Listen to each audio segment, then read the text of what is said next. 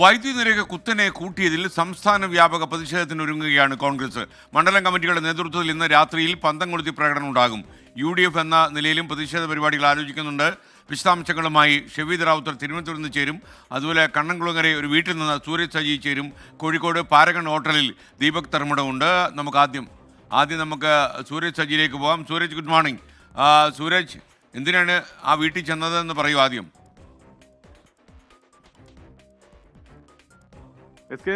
വീട്ടില് ചെന്നതിന്റെ കാര്യം ഈ വൈദ്യുതി നിരക്കുമായി ബന്ധപ്പെട്ടുകൊണ്ടാണ്. വൈദ്യുതി നിരക്ക് സംബന്ധിച്ച് വലിയ ആശങ്ക അത് എല്ലാ വീടുകളിലും ഉണ്ട്. അങ്ങനെയാണ് നമ്മൾ ഈ വീട്ടിലേക്ക് എത്തി. ഈ എന്താണ് വന്നതിന്റെ കാര്യമെന്ന് വീട്ടിലെ അമ്മ ഉണ്ടായിരുന്നു. അമ്മ ചോദിച്ചപ്പോൾ ഞാൻ പറഞ്ഞു കറണ്ട് ബില്ല് കൂടിയല്ലോ, അപ്പോൾ അതുമായിട്ട് ബന്ധപ്പെട്ടൊരു അഭിപ്രായം എടുക്കാൻ വന്നതാണെന്ന് പറഞ്ഞപ്പോൾ അമ്മ തന്നെ അതിനുള്ള മറുപടി പറഞ്ഞു, കറണ്ട് ബില്ല് കൂടുകയാണ്. എന്താ അവസ്ഥ? കൂടുണ്ട് മാസം എന്താന്ന് ചോദിച്ചാ അറിയില്ല. ഞാൻ വരുമ്പോ പത്രം വായിച്ചിരിക്കായിരുന്നു. അപ്പോൾ ഇനിയിപ്പോ പറയുന്നത് എല്ലാ വർഷവും കൂട്ടാനുള്ള ഒരു ആലോചനയൊക്കെ ഉണ്ടായിരുന്നു. താൽക്കാലികമായിട്ട് അത് വേണ്ടാന്ന് വെച്ചു. പക്ഷെ എന്നാൽ പോലും ഈ വർഷവും കൂടുകയാണ്. കൂടി വരുന്നുണ്ട്. ചിലപ്പോ എന്താന്നറിയില്ല. നമ്മളധികം ഒന്നും ഇടില്ല. ഒരു ഭാഗത്തേക്ക് പോയി ഒരു ഭാഗത്തോട് ഇല്ല. ഇപ്പൊ എത്ര ഇവിടെ ബില്ല് വരാറുള്ളത്?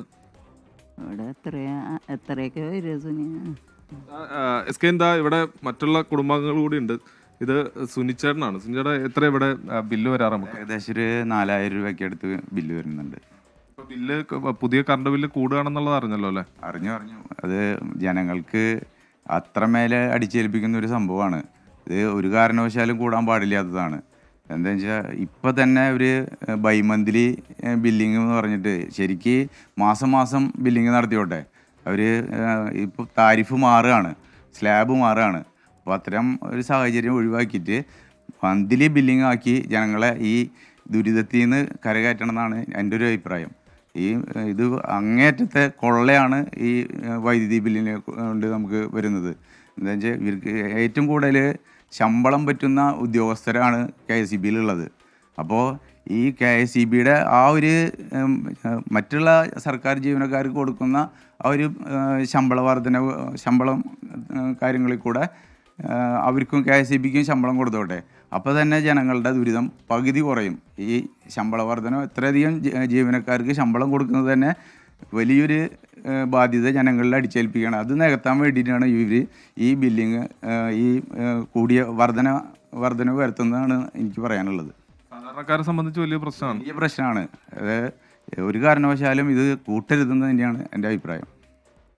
ഇതാണ് സ്കെയിൻ. അതായത് ഈ വീടുകളിൽ എത്തുമ്പോൾ നമുക്കുള്ള അഭിപ്രായം ഇത് തന്നെയാണ്. പലരും ഇന്ന് രാവിലെ ഈ പത്രമൊക്കെ വായിച്ച് അതിൻ്റെ ഒരു ഞെട്ടലിൽ തന്നെയാണുള്ളത്. അവർക്കും പറയാനുള്ളത് ഈ ഒരു വലിയ വർധനവ് അത് ജനങ്ങളെ സംബന്ധിച്ച് താങ്ങാൻ കഴിയുന്നതല്ല. അതോടൊപ്പം തന്നെ ഈ ഘട്ടമായി വർദ്ധിപ്പിക്കാനുള്ള തീരുമാനങ്ങൾ അതെല്ലാം തന്നെ വലിയ തിരിച്ചടിയാകും. ജനങ്ങളെ സംബന്ധിച്ച് അത് വലിയ ആശങ്ക നിലനിൽക്കുന്നുണ്ട്. സ്കെയിൻ.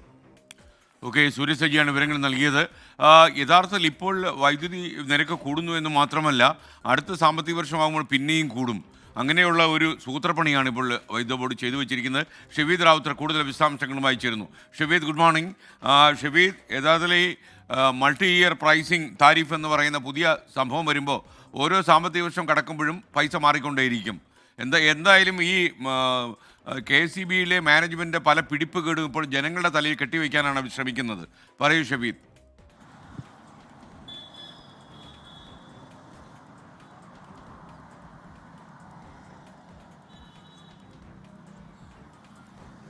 എസ്കേൻ, very good morning. എസ്കേൻ, ഇപ്പോൾ ഈ ഉണ്ടായിരിക്കുന്ന വൈദ്യുതി നിരക്ക് വർധനവ് അത് നമ്മൾ വരുത്തി വെച്ചതാണ് എന്നുള്ളതാണ് ഏറ്റവും പ്രധാനപ്പെട്ട കാര്യം. മാത്രവുമല്ല, ഇതുമായി ബന്ധപ്പെട്ട കൂടുതൽ വിവരങ്ങൾ ഇന്ന് പുറത്തു വരുമെന്നുള്ളതും ഏറ്റവും ശ്രദ്ധേയമായിട്ടുള്ള കാര്യം. 2023 മെയ് മാസം വരെ ഈ വിഷയത്തിൽ സംസ്ഥാനത്തുണ്ടായിരുന്ന വൈദ്യുതി സ്ഥിരതയുമായി ബന്ധപ്പെട്ടിട്ടുള്ള കാര്യങ്ങൾ, മാത്രവുമല്ല അക്കാര്യത്തിൽ ഒരു ദീർഘകാല കരാർ നമുക്കുണ്ടായിരുന്നു. അതടക്കമുള്ള വിഷയങ്ങൾ നിലനിന്നൊരു സാഹചര്യമാണ്. അന്നേരവും നമുക്ക് കാര്യമായ ലാഭത്തിൽ സംസ്ഥാനത്ത് വൈദ്യുതി നൽകാൻ കഴിഞ്ഞു, അല്ലെങ്കിൽ കാര്യമായ ബാധ്യതയില്ലാതെ സംസ്ഥാനത്ത് വൈദ്യുതി നൽകാൻ കഴിഞ്ഞു എന്നുള്ളതാണ് ഏറ്റവും പ്രധാനപ്പെട്ട കാര്യം. അതിൽ കൃത്യമായി പറയുന്നു സ്കെയിൻ, ഈ ദീർഘകാല കരാർ അനുസരിച്ച് ജിൻഡാഡ് പവർ യൂണിറ്റ് അടക്കമുള്ള കമ്പനികളുമായി, അങ്ങനെ 3 കമ്പനികളുമായി യൂണിറ്റിന് 4 രൂപ 26 പൈസയ്ക്ക് 465 മെഗാവാട്ട് വൈദ്യുതി അത് നമ്മൾ 7 വർഷമായി വാങ്ങിക്കൊണ്ടിരുന്നു. ആ കരാർ 2040 വരെ ഉണ്ടായിരുന്നു. എന്നാൽ 2023 ആ തീരുമാനം മാറ്റി ഹ്രസ്വകാല കരാറിലേക്ക് കാര്യങ്ങൾ പോയി. അതിനുശേഷമാണ് സംസ്ഥാനത്ത് കഴിഞ്ഞ ദിവസം വൈദ്യുതി വകുപ്പ് മന്ത്രി തന്നെ പറഞ്ഞതുപോലെ തന്നെ പ്രതിവർഷം KSEBക്ക് ഏതാണ്ട് 300 കോടിയോളം രൂപയുടെ ബാധ്യത അതല്ലെങ്കിൽ ഒരു നഷ്ടത്തിലേക്ക് കാര്യങ്ങൾ പോകുന്ന സാഹചര്യം ഉണ്ടായത്. പക്ഷേ അതടക്കമുള്ള കാര്യങ്ങൾ എന്തിനാണ് ആ ദീർഘകാല കരാർ മാറ്റി ഹ്രസ്വകാല കരാറിലേക്ക് കാര്യങ്ങൾ കൊണ്ടുപോയത്? അത് പിന്നീട് നിയമസഭയിൽ മുഖ്യമന്ത്രി തന്നെ സമ്മതിച്ചു. ദീർഘകാല കരാർ തന്നെയാണ് സംസ്ഥാനത്തിന് നല്ലത്, അത്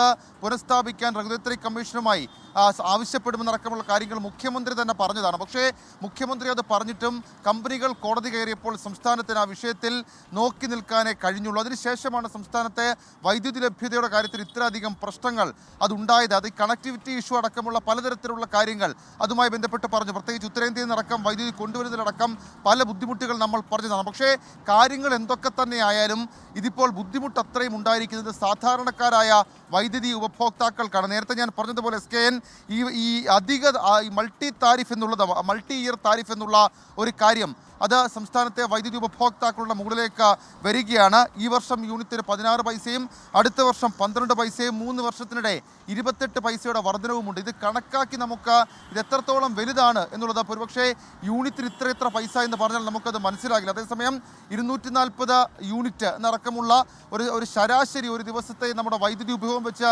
കണക്ക് കൂട്ടുകയാണെങ്കിൽ ഒരു സാധാരണ കുടുംബത്തിൻ്റെ നടുപൊടിക്കും. പ്രത്യേകിച്ച് ഈ ഒരു മാസത്തിലൊക്കെ വൈദ്യുതി ബില്ല് അടയ്ക്കാനുള്ള അവസരമൊക്കെ കൊടുക്കും എന്ന് റെഗുലേറ്ററി കമ്മീഷൻ പറയുമ്പോൾ പോലും അത് ദൂരവ്യാപകമായി ഒരു സാധാരണ വൈദ്യുതി ഉപഭോക്താവിന് അധിക ബാധ്യത അതല്ലെങ്കിൽ വലിയ ബാധ്യത തന്നെയാണ്. സ്കെയിൻ ഷഫീദ് റാവുത്തർ ഇപ്പോൾ ദീപക് തരമണ നമുക്കൊപ്പം ചേരുന്നു. അദ്ദേഹം കോഴിക്കോട് പാരഗൺ ഹോട്ടലിലാണുള്ളത്. നിങ്ങൾക്ക് അറിയുന്ന പോലെ അത്യാവശ്യം നല്ല ഭക്ഷണം കിട്ടുന്നൊരു ഹോട്ടലാണത്. ഇനി അവിടേക്ക് പോയത് എന്താണെന്ന് ചോദിക്കാം. Deepak, good morning. പാരഗൺ എന്താ പരിപാടി? Very good morning SKN. SKN നമ്മളെ വൈദ്യുതി ചാർജ് വർധനവിൻ്റെ കൃത്യമായൊരു ചിത്രം അറിയാൻ ഹോട്ടൽ ഉൾപ്പെടെയുള്ള സ്ഥലങ്ങളിൽ പോകണമെന്ന് തീരുമാനിച്ചു. അങ്ങനെയാണ് നമ്മൾ പ്രശസ്തമായ SKN പറഞ്ഞ പോലെ നല്ല ഭക്ഷണം കിട്ടുന്ന പാരഗണിൽ വന്ന് നമ്മൾ ഭക്ഷണം കഴിക്കുന്നില്ല, വൈദ്യുതി ചാർജ് വർധനവിൻ്റെ പ്രതികരണം എടുക്കാനാണ് വന്നത്. അത് കഴിഞ്ഞ് നമ്മൾ ക്യാൻറ്റീൻ ഫുഡ് തന്നെ കഴിക്കും. അപ്പം SKN ഇതിൽ പാരഗണിലെത്തുമ്പോൾ നമുക്ക് ആദ്യം തന്നെ പാരഗണിലെ കൗണ്ടറിലെ സ്ഥിരം മുഖമുണ്ട്. അപ്പോൾ ഈ വൈദ്യുതി ചാർജ് വർധനവ് എങ്ങനെയാണ് സാധാരണ ജനങ്ങളെ ബാധിക്കും? ഞങ്ങളെ ഹോട്ടലിലെ വീട്ടിൽ വല്ലാതെ ബാധിക്കും. എല്ലാ കാര്യത്തിലും ഞങ്ങളെ താമസിക്കുന്ന സമയത്തിലെ അവിടെ സ്റ്റാഫുകളുടെ ഹോട്ടലിൽ വൈദ്യുതി ചാർജ് ഞങ്ങൾ തന്നെയാണ് കൊടുക്കുന്നത്. ഹോട്ടലുകാരെയും ഭയങ്കരമായി ബാധിക്കില്ലേ? അങ്ങനെ ബാധിക്കും. എങ്ങനെയാണ് ഈ വൈദ്യുതി ചാർജ് വർധനവ് സാധാരണ ജനങ്ങളെ എങ്ങനെ ബാധിക്കും? അത് ഔദ്യോഗികമായിട്ട് നമുക്ക് പറയാനാണല്ലോ സാർ. നമ്മളെ മാനേജേഴ്സ് ഔദ്യോഗികമല്ല, നിങ്ങൾ എങ്ങനെ ബാധിക്കുന്നത് ചോദിച്ചാൽ മതി. എല്ലാവരും ബാധിക്കുമല്ലോ, സാധാരണക്കാരൻ എല്ലാവരും ബാധിക്കുന്ന പ്രശ്നമല്ലേ. SKN ഇതാ സാധാരണക്കാരോട് നമുക്ക് ചോദിക്കുന്നത്. ഭക്ഷണം കഴിക്കുന്ന ഒരു ചേട്ടനും ചേച്ചിയുണ്ട്. അപ്പോൾ ഗുഡ് മോർണിംഗ്. ഗുഡ് മോർണിംഗ് വിത്ത് SKN എന്നാണ്. വൈദ്യുതി ചാർജ് വർധനവ് വന്നിരിക്കുകയാണ്. ഇത് എങ്ങനെയാണ് അങ്ങയെ ബാധിക്കാൻ പോകുന്നത്, അങ്ങയുടെ കുടുംബത്തെ ബാധിക്കും? കുടുംബത്തെ ശരിക്കും എല്ലാവർക്കും ബാധിക്കുന്ന കാര്യമാണുള്ളത്. ഇത് എല്ലാ സാധനങ്ങൾക്കും വില കൂടിക്കൊണ്ടിരിക്കുകയാണ്. ഇപ്പോൾ അതിൻ്റെ ഇടയിൽ ഈ വൈദ്യുതി ചാർജ് കൂടി വരുമ്പോൾ എല്ലാവർക്കും ബുദ്ധിമുട്ട് തന്നെയാണ്. പക്ഷേ ഇന്ന് വൈദ്യുതി ഈ സംവിധാനം നിലനിൽക്കണമെങ്കിൽ എല്ലാവരുടെ ഒന്നും കുറേശ്ശെ വാങ്ങേണ്ടിയും വരും. അതല്ലാതെ ജനങ്ങൾ സഹകരിക്കാതെ ഇതൊന്നും മുന്നോട്ട് പോകില്ലല്ലോ. സാധാരണ വീട്ടിൽ പകലുള്ള സമയത്ത് ലൈറ്റ് ഇടേണ്ടി വരും, TV വെക്കേണ്ടി വരും, ഫാൻ ഓൺ ചെയ്യേണ്ടി വരും. ഒന്ന് ഞെട്ടലോട് കൂടി ആയിരിക്കും ഇനി ഇത് ചെയ്യുക ചാർജിങ്ങിന് വരും. തീർച്ചയായിട്ടും പരമാവധി ഇത് ഓഫാക്കിക്കൊണ്ടായിരിക്കുന്നത്. ഞങ്ങൾക്ക് മുന്നോട്ട് പോകണ്ടേ, ഞങ്ങളൊക്കെ കൂലി പണിക്കാരാണ്. അപ്പോൾ വളരെ സൂക്ഷിച്ചിട്ടേ കറണ്ട് ഉപയോഗിക്കുന്നുള്ളൂ. അങ്ങനെ ഒരു ജാഗ്രതയാണ് ഈ വിലക്കയറ്റം ഉണ്ടാക്കുന്നത്. തീർച്ചയായിട്ടും വെറും വിലക്കയറ്റം, മനുഷ്യന് ജീവിക്കാൻ പറ്റുന്നില്ല. SKN ഇതാണ് ജീവിക്കാൻ പാടുപെടുന്നു എന്നുള്ളതാണ് പറയുന്നത്. നമുക്ക് ഇതാ വീണ്ടും ഒരു ചേച്ചിയെ കാണുന്നുണ്ട്. ചേച്ചിയോട് ചോദിക്കാം, വൈദ്യുതി ചാർജ് വർധനവ് എങ്ങനെയാണ് പ്രതികരിക്കുന്നത്? ചേച്ചി പറയുന്ന ചേട്ടനാണ് സംസാരിക്കേണ്ടത്. ചേട്ടനായിരിക്കും ബില്ലടക്കുന്നത്, അതുകൊണ്ടായിരിക്കും. എങ്ങനെയാണ്? Good morning. Good morning. ഇലക്ട്രിസിറ്റിയുടെ പൊതുജനങ്ങളെ കഷ്ടത്തിലാക്കുക, എല്ലാം കൊണ്ടും വളരെ കഷ്ടപ്പെട്ടിട്ടുള്ള ജീവിതമാണ്. പ്രത്യേകിച്ച് എന്നെ ഒരു ഡിഫൻസ് റിട്ടയർഡ് പെൻഷനറാണ്. ജീവിതം വളരെ എങ്ങനെ ചെറിയ പെൻഷനിൽ ജീവിക്കുകയാണ്. അതിൻ്റെ ഇടയിൽ ഗവൺമെൻറ് മാക്സിമം എല്ലാറ്റിനും വില കൂട്ടി പ്രഷറൈസ് ചെയ്തിട്ട് മനുഷ്യനെ.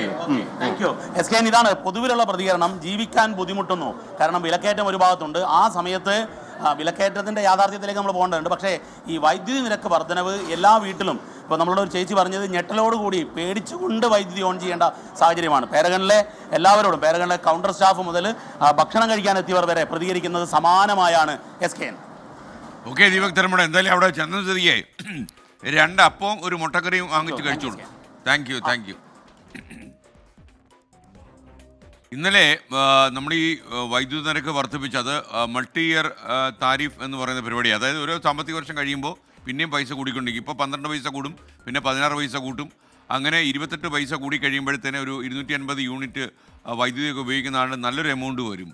അപ്പോൾ ഈ മിഡിൽ ക്ലാസ്സിനെ ഒക്കെ തന്നെ ഇത് ബാധിക്കുമെന്നുള്ളതാണ് ഏറ്റവും പ്രധാനപ്പെട്ട കാര്യം.